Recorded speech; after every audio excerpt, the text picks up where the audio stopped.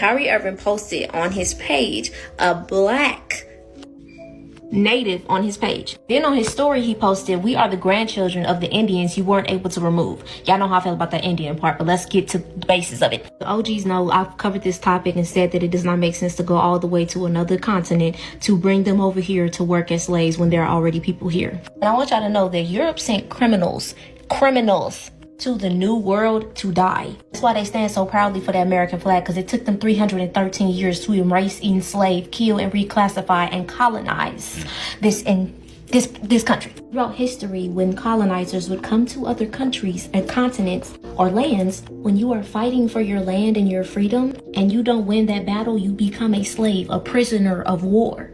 The sacredness of this beautiful land, they wanted to fight for it because their ancestors are here. They're buried under the mounds of it. So what happened when you're a prisoner of war on your own land and you're working on your own land? They knew what they were going to do on paper, the reclassifications, but the land, our DNA, and the stories will be told and passed down. So what do you do when that happens? As a master, a slave master who's trying to take over an entire land, you separate the families and you send them into all different directions so nobody can figure out their roots. When you create the system, you don't give them a nationality. You call them a colored or black. American Indians were reclassified as Negro and colored during the colonial years. During that time of them writing up all the lies, individuals falsely claimed Native American ancestry to gain government benefits.